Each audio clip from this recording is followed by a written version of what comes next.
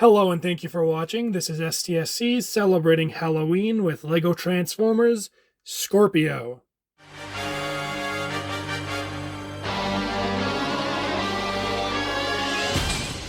Here we have Scorpio in his Scorpion mode.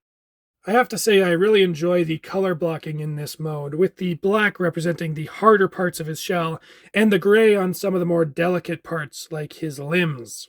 Taking a closer look at his head, you can see I've used a pair of these curved claw pieces to represent his mandibles. You can also see he kind of has two sets of eyes.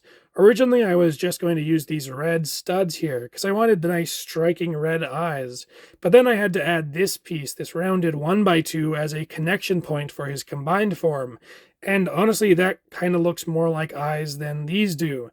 But the thing is, I don't think scorpions really have forward-facing eyes like that. If anything, that kind of looks more like a spider. So I was kind of conflicted. In the end, I kept the piece because I thought it looked cool, or at least cooler than a regular plate would look there, but I didn't remove these. So he kind of has four eyes. Honestly, I actually have no clue how many eyes a scorpion is supposed to have. I didn't bother Googling it, and I don't know anything about scorpion biology. So maybe this is accurate, but I don't think it is. The rest of the body is pretty simplistic, with a basic black chunk as the torso and some Exoforce arms for the legs. I do like the look of the tail. While it is a very simple build, I think it has a nice curvature, and these rounded slopes create a nice plated, armored look, in my opinion. An unfortunate aspect of the tail is that it has to split apart for robot mode, and in this form it doesn't actually peg together. I could have added some kind of peg here on the inside of the tail, but I didn't want to bulk it up any more than it already was, and any kind of peg I could think of would just add some really awkward bulk, and I figured that no peg was better than an ugly tail. For articulation, the arms are attached by ball joints. They have a pretty free range, so his claws can pose pretty much any way that you would like for a scorpion. Then the actual pincers themselves are attached by clips and can open up like this. His little mandibles up front are also able to open and close. Each leg of the scorpion is on its own hinge, so you can pose them to maybe make it look like it's walking around.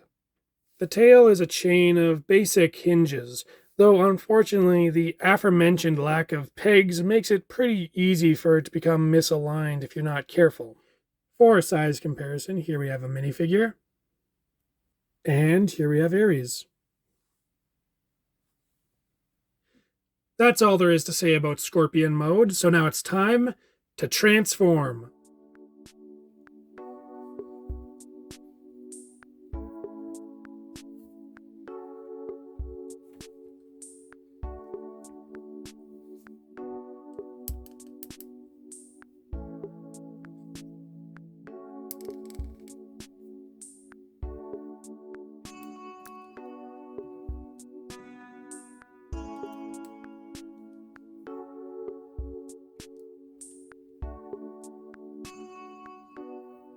And here we have Scorpio in his robot mode. And while the transformation into this form is very simple, I think he looks great here. He's got a rib cage made from the legs of the scorpion and a pelvis bone made from the mandibles. While those aren't particularly complex bits of transformation, I think they're really cool little details and creative ways to use the body parts of the scorpion for robot mode. You'll also notice that Scorpio doesn't actually have a head, he just has two eyes sunken inside of his rib cage. I think that's a really neat look, and has a lot of character to it. In general, I think Scorpio really has the vibe of a big dumb brute, and he's certainly the muscle of the Zodiacons. For articulation, Scorpio has a universal shoulder, which allows the arm to swing forward and back, as well as in and out.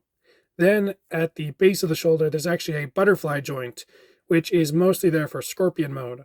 There's also a joint up here for transformation, which I don't think looks very good in this mode. Unfortunately, the elbow is not able to bend forward and can only curl inwards here.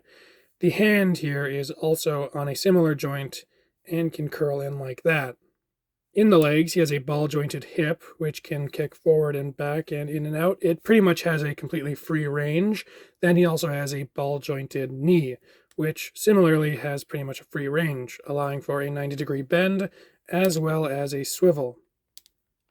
For a size comparison, here we have a minifigure, and here we have him with Ares. I like how these two look together, and I think they fit the archetype of the diminutive schemer and his muscly goon. Despite his simplicity, Scorpio is honestly my favorite of the three new Zodiacons. Of the three builds, I think he has the most character, and that's one of the things I prioritize in my custom Transformers. But that's all I have to say for now, so I'll see you next time.